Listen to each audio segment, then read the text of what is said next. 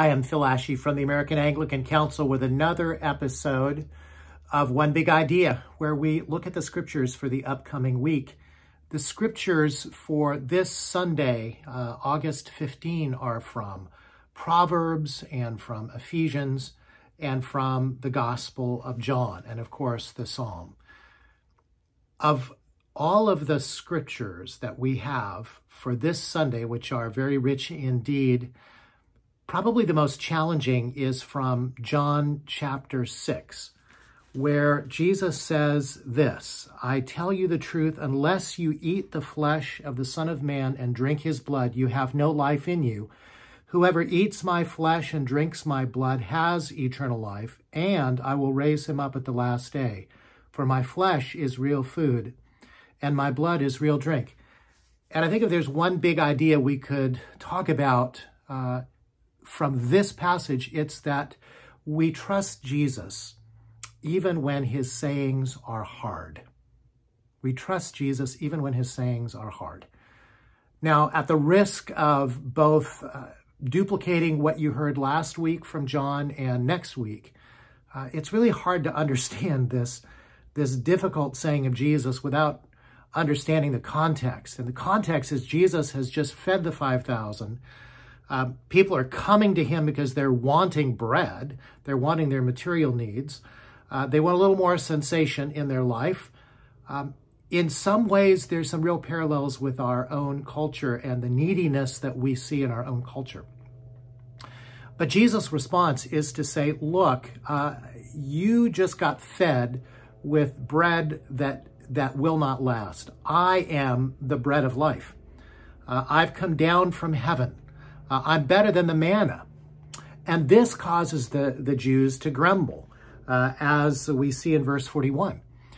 And then he goes even farther. He doubles down even more. He says, oh, and by the way, this bread is my flesh, which I give for you. Well, at that point, the Jews began to argue sharply among themselves, how can this man give us his flesh to eat? That's right at verse 52. They were arguing, they were disputing. And then Jesus doubles down even more with the hardness of this and says, unless you eat the flesh of the Son of Man and drink his blood, you have no life in you. Well, we know that gave rise to all sorts of accusations by the pagans that Christians were cannibals. It certainly couldn't mean, Jesus couldn't mean that he was violating what's written in Exodus and Leviticus and Deuteronomy about not consuming blood. And so we've always read this as the blood, a reminder of his sacrifice on the cross for us. And yet the summons to eat is really a summons to take him in the innermost sense. It's why people like Thomas Cranmer moved beyond just the mere remembrance to these wonderful words of distribution at communion. Take this bread in remembrance that Christ died for you. There's the remembrance part. And feed on him in your heart by faith with thanksgiving. That's how we understand it in our tradition. That is what most commentators will tell you is the way that we should understand it. Lots of dispute about whether or not this is referring to the Eucharist itself.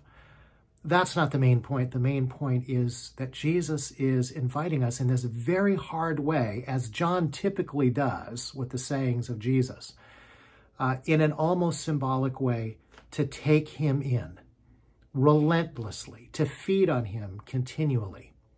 And what he promises us is that you have eternal life now, that you have real food and real drink, that your needs will be truly, that's the word he used, truly food and drink to meet your true needs, and that we'll have an intimacy of relationship with him.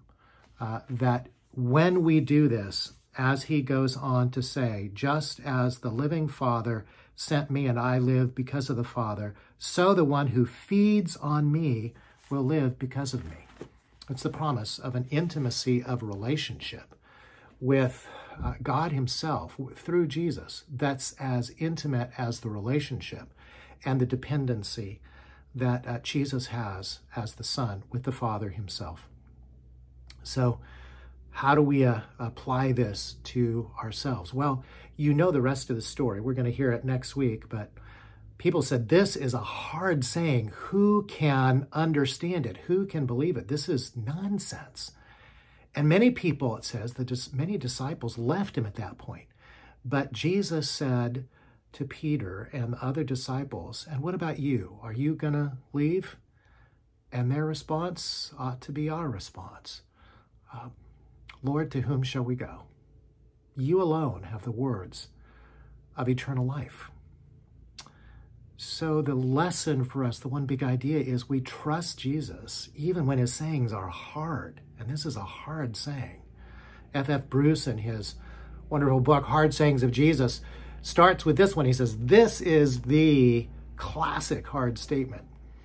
And he even writes in his preface to that book that if he had to do another volume, it would be just the hard sayings of Jesus in the Gospel of John. But this one is just the killer hard saying. And what that says to us is that we don't pick and choose what we believe about Jesus. We take him at his word and we wrestle with it.